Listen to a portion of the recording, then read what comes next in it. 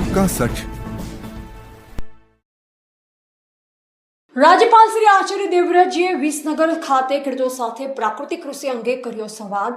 જમીનની ફળદ્રુપતા પુનઃ પ્રાપ્ત કરવા માટે પ્રાકૃતિક ખેતી જ એકમાત્ર ઉત્તમ વિકલ્પ। પ્રાકૃતિક ખેતી થકી ઝેરમુક્ત અનાજનું ઉત્પાદન કરી દેશના નાગરિકોને કેન્સર જેવી ગંભીર બીમારીઓથી બચાવીએ તેમ રાજ્યપાલ શ્રી આચાર્ય દેવવ્રતજીએ જણાવ્યું।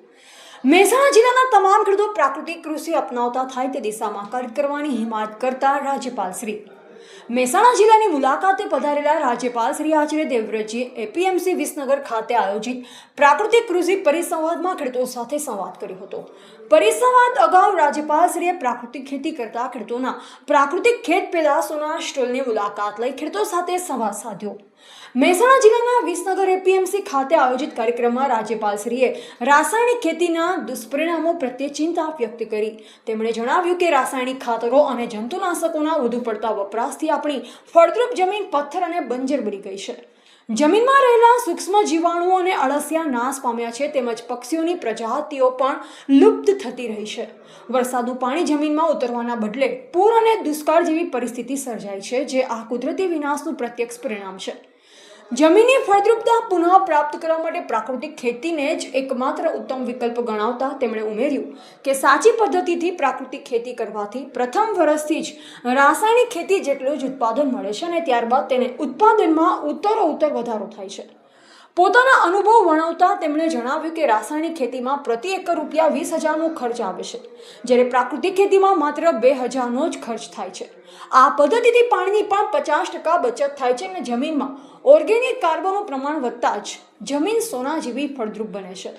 રાજ્યમાં પ્રાકૃતિક ખેતીનો વ્યાપ વધારવા માટે કૃષિ વિભાગ અને આત્મા પ્રોજેક્ટના કર્મચારીઓ દ્વારા ગ્રામ્ય સ્તરે વિનામૂલ્યે તાલીમ આપવામાં આવી રહી છે। ગામડાઓમાં તાલીમ પામેલા ટ્રેનર ભાઈ બહેનો અને કૃષિ સખીઓ ખેડૂતોને માર્ગદર્શન આપી રહી છે।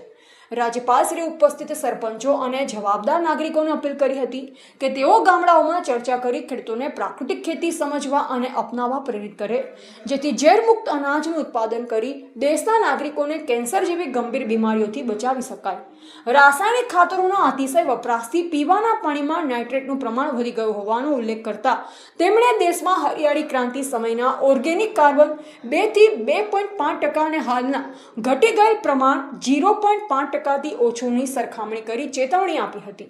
જો અત્યારે જમીન અને પાણી નહીં બચાવીએ તો આવનાર પેઢીઓ માટે મોટું સંકટ ઊભું થશે। તેમણે પ્રાકૃતિક ઉત્પાદનોના યોગ્ય વેચાણ માટે રાજ્ય સરકારના મહત્વપૂર્ણ નિર્ણયની જાણકારી આપી। સમગ્ર ગુજરાતના દરેક તાલુકા અને જિલ્લા મથકોએ પ્રાકૃતિક ખેતી કરતા ખેડૂતો માટે વેચાણ કેન્દ્ર ઊભા કરવામાં આવી રહ્યા છે, જેથી ખેડૂતોના ઉત્પાદનોના સારા ભાવ મળી રહે। દેશને વિકસિત ભારત બનાવવા અને ધરતી માતાને બચાવવા માટે દેશી ગૌ માતાના છાણ અને ગૌમૂત્ર આધારિત આ પ્રાકૃતિક ખેતીના અભિયાનમાં જોડાઈ પુણ્ય કમાવવા માટે તેમણે તમામ ખેડૂતોને અનુરોધ કર્યો। આ પ્રસંગે મંત્રી શ્રી ઋષિકેશ પટેલે જણાવ્યું કે વડાપ્રધાન શ્રી નરેન્દ્રભાઈ મોદી અને રાજ્યપાલ શ્રી આચાર્ય દેવવ્રતજીના માર્ગદર્શન હેઠળ સમગ્ર ગુજરાતમાં પ્રાકૃતિક ખેતીનું વ્યાપક આંદોલન શરૂ થયું છે।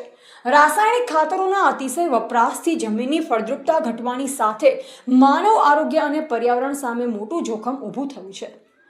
આવા સમયે પ્રાકૃતિક ખેતી એ માત્ર વિકલ્પ નથી, પરંતુ જમીન, પાણી અને જન આરોગ્યને બચાવવાનો શ્રેષ્ઠ માર્ગ છે।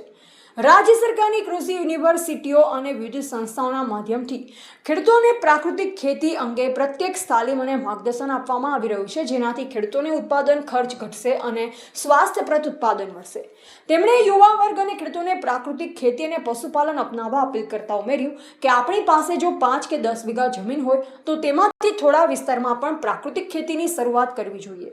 દેશ અને રાજ્યના યુવાનો ટેકનોલોજીની સાથોસાથ કૃષિ ક્ષેત્રે પણ સ્વાવલંબી બને તે સમયની માંગ છે। દેશી ગાય આધારિત ખેતી દ્વારા જમીનમાં સૂક્ષ્મ પોષક તત્વો વધે છે અને પર્યાવરણનું પણ જતન થાય છે।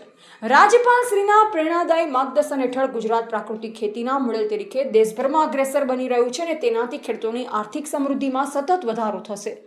આ પ્રસંગે લોકસભા સાંસદ શ્રી હરિભાઈ પટેલ, ઇન્ચાર્જ જિલ્લા કલેક્ટર શ્રી શાલિની દુહાન, જિલ્લા પોલીસ અધિક્ષક શ્રી હિમાંશુ સોલંકી, એપીએમસી ચેરમેન શ્રી જયંતિભાઈ પટેલ, પદાધિકારીશ્રીઓ, ખેતીવાડી સહિત વિવિધ વિભાગના અમલીકરણ અધિકારીશ્રીઓ, માસ્ટર ટ્રેનર ખેડૂતો, કૃષિ સખી બહેનો તેમજ મોટી સંખ્યામાં ખેડૂતો ઉપસ્થિત રહ્યા હતા।